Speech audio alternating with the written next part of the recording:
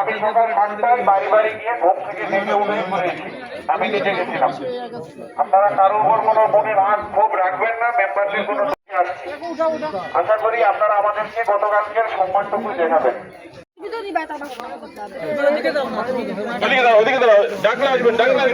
আপাতত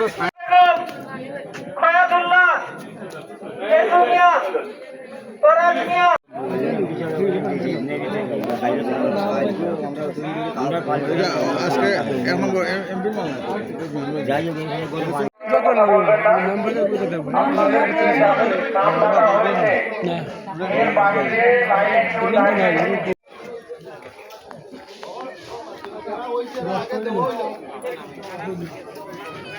তুমি খালি আটা আটি করো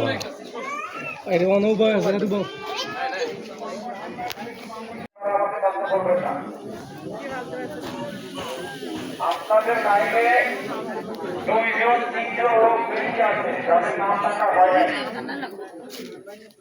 আর কেউ আছে? আপনারা এই পাশটা ফাঁকা দিবেন, আপনারা এই পাশে কেউ আসবেন না। আপনার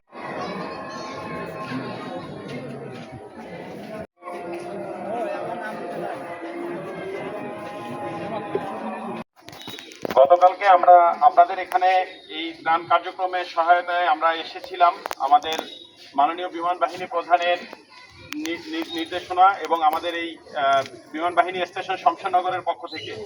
আজকে আমরা বাফুয়া উপ আঞ্চলিক শাখার সৌজন্যে এসেছি। আমাদের সভানেত্রী মহিলা কল্যাণ সমিতি অর্থাৎ যিনি আমাদের বাহিনী প্রধানের পত্নী, ওনার সৌজন্যে আমরা আমাদের এখানে এসেছি আজকে আপনাদেরকে এই বন্যা পরবর্তী বা বন্যার সময়ে যে সকল সহযোগিতা আপনাদের প্রয়োজন সেই সহযোগিতাগুলো করার জন্য। তো গতকালকে আপনারা আমাদেরকে অনেক সহযোগিতা করেছেন, আপনারা খুব সুশৃঙ্খল ভাবে আমাদের কাছ থেকে এই আইটেমগুলো গ্রহণ করেছেন এবং আমরা আশা করব যে আজকেও আপনারা আমাদেরকে সেই সহযোগিতাটা অব্যাহত রাখবেন। এবং আজকে শুধু না, আমাদের যদি পরবর্তীতেও দরকার হয় আমরা আমাদের কর্তৃপক্ষের নির্দেশনা মোতাবেক আপনাদের পাশে থাকব, অর্থাৎ বিমান বাহিনী আপনাদের সার্বিক সহযোগিতায় সার্বক্ষণিক আপনাদের পাশে থাকবে। কিন্তু আমি আপনাদের কাছে আশা করব যে আপনারা সুশৃঙ্খলভাবে সুন্দরভাবে গতকালকে যেভাবে আমাদেরকে সহযোগিতা করেছেন আজকেও সেই কাজটা অব্যাহত রাখবেন। আর অনেকে মনে করতে পারেন যে আমরা পাচ্ছি না বা আমি পাই নাই, অমুক পেয়েছে।